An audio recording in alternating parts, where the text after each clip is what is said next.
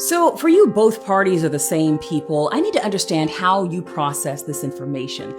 Donald Trump's executive orders in recent weeks have delivered a gut punch to Black America that is too devastating to ignore. Under the Trump administration, the Department of Justice's Civil Rights Division has effectively been dismantled.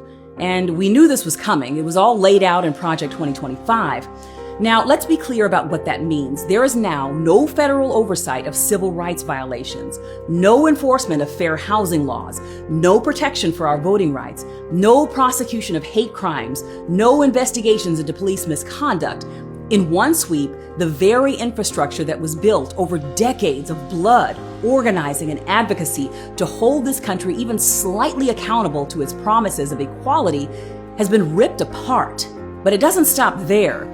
The Minority Business Development Agency, which last year alone facilitated nearly $5 billion in federal contracts for Black businesses, supported over 35,000 entrepreneurs, and provided crucial access to capital, has been eliminated. And as if that weren't enough, the National Museum of African American History and Culture has begun removing exhibits dedicated to Black resistance, wiping away the carefully preserved narratives of our struggle, triumph, and refusal to accept oppression.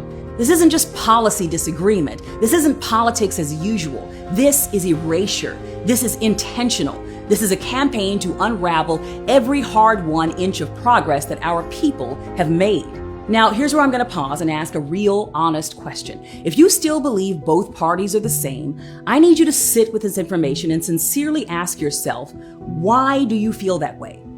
Because if both parties are the same, then the wholesale dismantling of civil rights protection and the erasure of Black historical memory at a federally funded institution should not be happening so openly, so aggressively, under the leadership of one administration and not the other.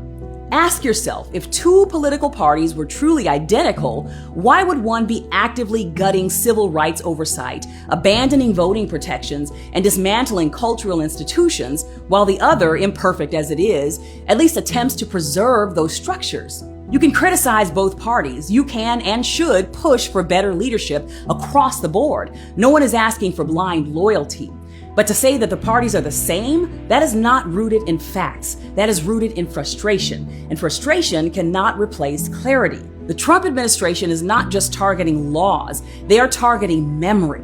They understand something critical. Control the narrative, control the future. If you remove the stories of Black struggle and Black victory from the public square, you make it easier to justify new injustices. You make it easier to pretend that oppression never happened, that we're merely complaining or imagining the weight of systemic barriers.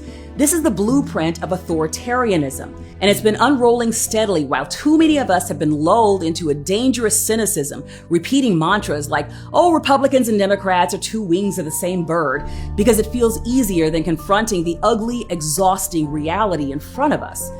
Listen, I get it. The Democratic Party has a long, complicated, and at times shameful history. From the crime bill to the endless compromises, no one is pretending that they've been great stewards of justice. They haven't. But there is a difference between imperfection and outright destruction. There is a difference between needing to push an administration toward justice and needing to resist an administration that is actively bulldozing every safeguard for your survival. It can be exhausting to keep fighting and to keep caring, but that's exactly what they are counting on. Fatigue is their friend. Numbness is their weapon. But we can't afford to be numb. We cannot afford to pretend that there is no difference. We cannot afford to silence our critical thinking under the blanket of hopelessness. Before you post both parties are the same one more time, ask yourself, are you prepared to confront the truth of what is happening? Are you prepared to sit with the discomfort of actually paying attention to what's going on around you instead of playing the role of a detached critic? If we're serious about protecting our people, preserving our history, and fighting for a future that's freer than our past, we must also be serious about telling the truth, even when it's messy, even when it challenges our frustration, even when it asks more of us than cynicism ever would. The stakes are too high for anything less.